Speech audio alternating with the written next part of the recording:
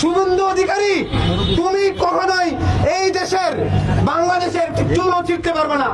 লাশের বদলে লাশ, রক্তের বদলে রক্ত, এটাই হচ্ছে একমাত্র পলিসি।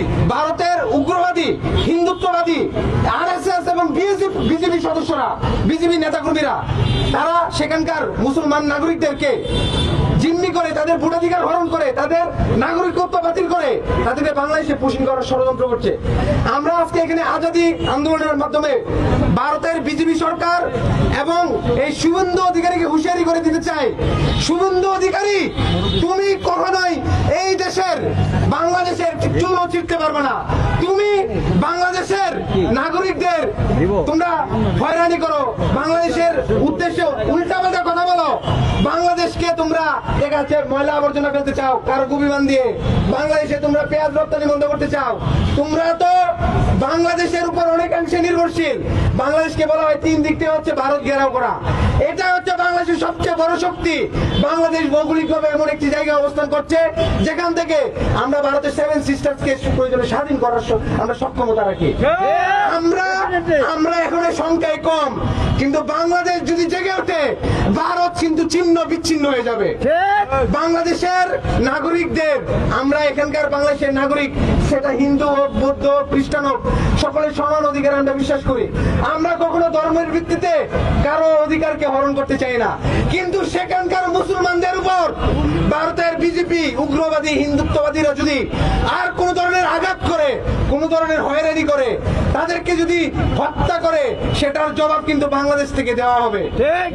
শুভেন্দু অধিকারী, বিজেপি এবং মোদী, অমিত শাহরা, তারা কিন্তু অনেক বড় ষড়যন্ত্র করছে। তারা স্বপ্ন থেকে অখণ্ড ভারত প্রতিষ্ঠা করবে, তাও আবার হিন্দুত্ববাদের উপর ভিত্তি করে। তাদের এই স্বপ্ন কোনোদিন পূরণ হবে না। আমরা বেঁচে থাকতে এই শুভেন্দু অধিকারীরা কোনোদিন তাদের স্বপ্ন পূরণ করতে পারবে না। এবং এখানে আপনাদের একটি জিনিস বুঝতে হবে, সেখানকার মুসলমানদের উপর তারা কি পরিমাণ নির্যাতন করতেছে, মসজিদ ভাঙচুর করতেছে, মুসলমানদের বাড়িঘর ভাঙচুর করতেছে। এই অবস্থায় সারা বিশ্ব বিবেক এখন কোথায়? বিশ্ব বিবেক কোথায়? অর্থাৎ ভারত এবং ইসরায়েল, আমেরিকা, ওরা সবাই একটাই এলাই দিন শেষে। এই এরা কখনোই মানুষের মানবাধিকারের কথা বলে ঠিকই, কিন্তু যখনই কোনো মুসলমানের ইস্যু আসে, যখনই কোনো ধরনের যৌক্তিক ইস্যু আসে, মানুষের ন্যায্য অধিকারের বিষয় আসে, তখন দেখলেন তারা চুপ করে থাকে। আজকে পশ্চিমবঙ্গে মুসলমানদের উপর নির্যাতন চলতেছে, আসামের মুসলমান নাগরিকদের নাগরিকত্ব বাতিল করে দেওয়া হচ্ছে। এগুলো বৃহৎ ষড়যন্ত্রের অংশ। এই বৃহৎ ষড়যন্ত্রকে মোকাবেলা করতে হলে সারা বাংলাদেশের যারা আপামর নাগরিক আছেন সবাইকে ঐক্যবদ্ধ হতে হবে।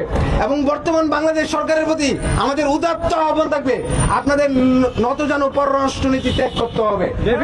নতজানু পররাষ্ট্রনীতি কেন বলতেছি? হাসিনা আমলে আমরা দেখতাম, শেখ হাসিনার আমলে আমাদের সীমান্তে ভারত আমাদের সাথে কোনো ধরনের কোনো কিছু ঝামেলা হলেই তারা সীমান্তে লাশ ফেলতো। এই সরকারের আমলে দেখতে পেয়েছি আমাদের সীমান্তে লাশ পড়েছে।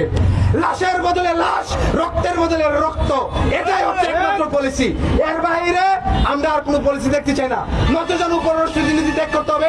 সীমান্তে যদি ভারতের উগ্রবাদী সরকারের পক্ষ থেকে কোন ধরনের বুলেট ছুড়া হয়, বাংলাদেশের বিজিবির রাইফেল থেকেও বুলেট ছুটতে হবে। এবং আমাদের সীমান্তে যদি বাংলাদেশের কোন নাগরিকের একটা লাশ পড়ে, আমাদেরকেও তাদের লাশ নিতে হবে। এবং আমরা বড়াইবাড়ির যুদ্ধে সেটা কিন্তু প্রমাণ করেছি। তাদের 400 সেনা নিয়ে বাংলাদেশের সীমান্তে এসে তারা বাংলাদেশের ক্যাম্প দখল করতে চাইছিল। আমাদের মাত্র 8 জন বিজিবি সদস্য, তৎকালীন বিডিআর সদস্য, তার কড়া জবাব দিয়েছিল। তাদের 16টা লাশ পড়েছিল বেসরকারি হিসাবে, আরো অনেক বেশি লাশ ছিল। অর্থাৎ বাংলাদেশকে যারা ছোট করে দেখবে তাদের কপালে দুঃখ আছে। আজকে আমরা বলতে চাই, বাংলাদেশ হবে দক্ষিণ এশিয়ার আর একটা নতুন পরাশক্তি। এবং বাংলাদেশের এই যে মুসলিম জনতা যারা আছে, বাংলাদেশের আপামর জনতা যারা আছেন, ভারতের উগ্রবাদী হিন্দুত্ববাদীদের লাগাম টেনে ধরবে।